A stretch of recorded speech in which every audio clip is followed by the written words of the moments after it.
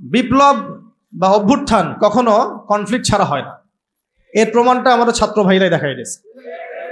একটা আদর্শকে যদি আপনি রাষ্ট্র পর্যায় পর্যন্ত নিতে চান, সবসময় শুধু দাওয়াতের মেহনত দিয়ে যথেষ্ট হবে না। অনেক সময় প্রতিবাদের ভাষারও প্রয়োজন আছে, এবং প্রতিবাদের ভাষায় কথা বললে যে কাজ হয়, এইটা তো জুলাই মাসে এর প্রমাণ বহন করছে না। এখন যারা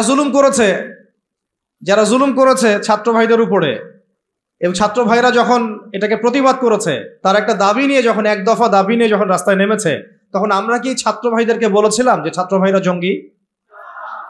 বুকে হাত দিয়ে বলেন তো, কেউ কি বলেছে এই ছাত্র ভাইরা সন্ত্রাসী, এই ছাত্র ভাইরা উগ্র? বলেছে কেউ?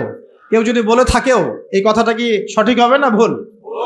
এই কথাটা কি ইনসাফ হবে না জুলুম?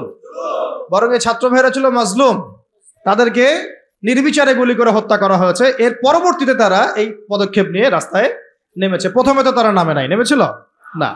এখন একটা বিষয় খেয়াল করে দেখেন, গণতান্ত্রিক পদ্ধতিতে এইরকম কনফ্লিক্ট গুলোকে কিন্তু আমরা জঙ্গিবাদ, সন্ত্রাসবাদ এগুলো বলি না। বলি?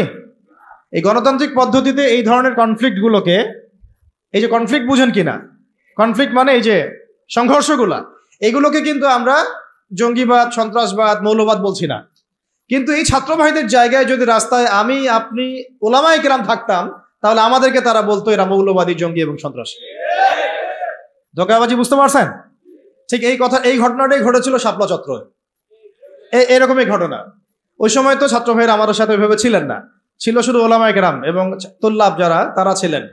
কথা হচ্ছে, তখন কিন্তু আমাদেরকে জাতির সামনে এবং পুরো বিশ্ব মিডিয়া উপস্থাপন করা হলো যে এরা উগ্র, এরা জঙ্গিবাদী, এরা সন্ত্রাসী, তাই না?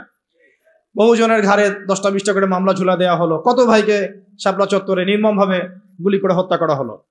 তো এই যে বিষয়গুলো, ইসলামকে কিভাবে তারা সমাজ থেকে সংকীর্ণ করে, এটা আপনাদেরকে বুঝতে হবে। যখন ইসলামের প্রশ্ন আসে, তখন তারা আমাদের উপর এমন জুলুমের স্টিম রোলার চালায় যেটা আবু জেহেলও করে নাই। কিন্তু গণতান্ত্রিক পদ্ধতিতে যখন তারা কোনো কনফ্লিক্টে যায়, তখন তারা কিন্তু এটাকে জঙ্গিবাদ, সন্ত্রাসবাদ বলছে না। বরং আমরা বলছি ছাত্র ভাইরা সাহসিকতার পরিচয় দিয়েছেন, এবং তারা ছিলেন এখানে সবচেয়ে হকপন্থী। তারা হকপন্থী ছিলেন না বিপরীত পক্ষ হকপন্থী ছিল?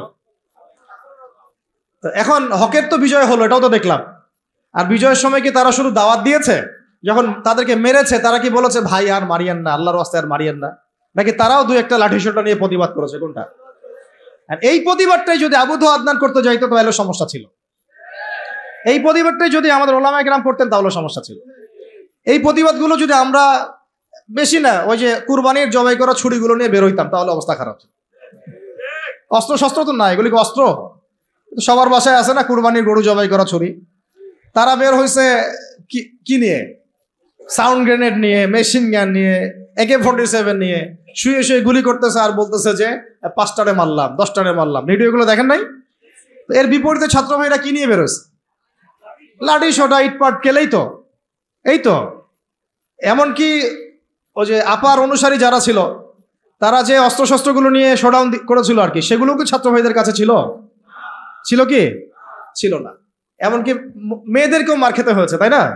কথা হচ্ছে, এর যদি 10% ওলামায়ে কেরাম কেউ করতো, তাহলে সারা দুনিয়া জুড়ে একটা ইস্যু তৈরি করা হতো যে বাংলাদেশ একটা মৌলবাদী রাষ্ট্র হয়ে গেছে।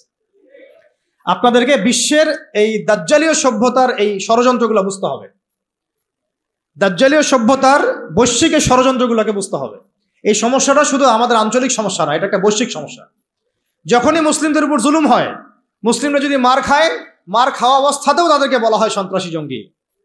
আর যদি তারা প্রতিবাদের ভাষা বেছে নেয়, তাহলে তো সারা বিশ্ব মিডিয়া ফলাও করে প্রচার করে যে এই মুসলিমরা জঙ্গি, সন্ত্রাসী, এরা উগ্রবাদী, এরা রাষ্ট্রে অস্থিতিশীলতা সৃষ্টি করতে চায়, এদেরকে রাষ্ট্র থেকে হটাও, এদেরকে গুম করো, এদেরকে খুন করো, এদেরকে ক্রসফায়ারে দিয়ে দাও। এইভাবেই জুলুম করা হয়েছে আমাদের সাথে বিগত প্রায় 50 বছর থেকে।